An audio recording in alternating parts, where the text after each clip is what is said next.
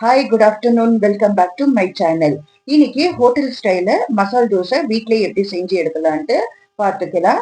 இதுக்கு ரெட் சட்னியோ கிழங்கு பள்ளியாவோ செஞ்சுக்கிறேன். ஃபுல்லாவே வீடியோவை ஸ்கிப் பண்ணாம பாருங்க. நம்ம ஹோட்டல்ல ஆர்டர் பண்ண மசால் தோசை ஒரு மசால் தோசைக்கு 60ல இருந்து 75 ரூபாய்க்குள்ள ஆகும். அதே நம்ம ஆன்லைன்ல ஆர்டர் பண்ணாக்கா டபுள் மடங்காவே ஆகும். வீட்டுல மாவு இருந்துச்சுனாக்கா ஒரு 50 ரூபாய்க்குள்ள செலவு பண்ணாக்கா ஒரு 6ல இருந்து 7 மசால் தோசை ஈஸியாவே வீட்டுல செஞ்சு எடுத்துக்கலாம். என்னோட சேனல்ல வியூஸ் நல்லாவே போகுது வீடியோக்கு. ஆனாக்கா பாக்குறவங்க சப்ஸ்கிரைப் பண்ணாத பாக்குறீங்க, சப்ஸ்கிரைப் பண்ணி பாருங்க. கூடவே பெல் பட்டனை நீங்க ஆன் பண்ணாக்கா நான் போடுற அடுத்த வீடியோ உங்களுக்கு நோட்டிபிகேஷனா வந்து சேரும். இப்போ 2 டேபிள் ஸ்பூன் எண்ணெய் ஊத்திக்கலாம். எண்ணெய் நல்லா காஞ்சிட்ட பிறகு கடலைப்பருப்பு, உளுத்தம் பருப்பு, கடுகு, சீரகம் எல்லாமே 1/2 ஸ்பூன் சேர்த்துக்கணுமா இருக்குது. கடுகு நல்லா வெஞ்சு வந்த பிறகு மீடியம் சைஸ் வெங்காயம் நல்லா குட்டி குட்டியா கட் பண்ணி அதுவும் சேர்த்துக்கலாம். 3 பச்சை மிளகாய், கொஞ்சமா கருவேப்பிலை சேர்த்துட்டு 1/2 ஸ்பூன் மஞ்சள் தூளை சேர்த்துக்கலாம். 1/4 kg அளவு கிழங்கு குக்கர்ல ஒரு 3 விசில் வச்சு எடுத்துட்டு இந்த மாதிரி நல்லாவே ஸ்மாஷ் பண்ணி இதுல சேர்த்துக்கணுமா இருக்குது. இப்ப டேஸ்டுக்கு தகுந்த மாதிரி உப்பு நம்ம சேர்த்துட்டு கொஞ்சமா கொத்தமல்லியோ கட் பண்ணி வச்சுக்கிறத போட்டுக்கலாம். ஸ்டவ் ஸ்லோ ஃபிளேம்ல வச்சுட்டு நல்லா ஒரு வாட்டி பெருட்டி எடுத்துக்கணுமா இருக்குது. இந்த மாதிரி பெருட்டக்குள்ள அடியில ஒட்டாம நல்லா இந்த மாதிரி வரணுமா இருக்குது.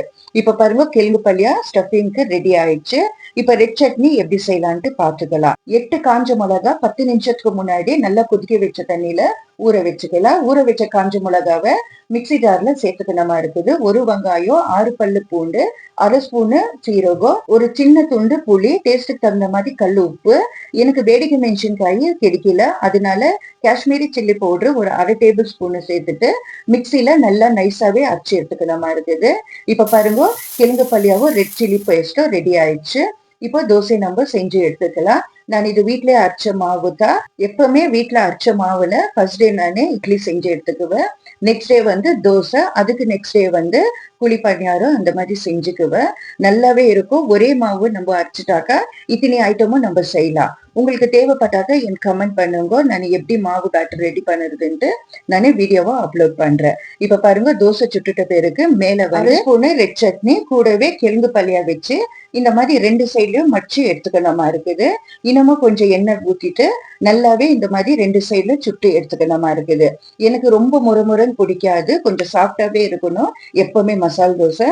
உங்களுக்கு இன்னமும் கிறிஸ்பியா தேவைப்பட்டாக்கா நீங்க அதுக்கேற்ற மாதிரி சுட்டுக்கலாம். பெங்களூர்ல எப்பவுமே மசால் தோசை ஃபேமஸ். ஆனா வீட்லயே ஈஸியாவே நம்ம செஞ்சு எடுத்துக்கலாம் இதே மெத்தட்ல.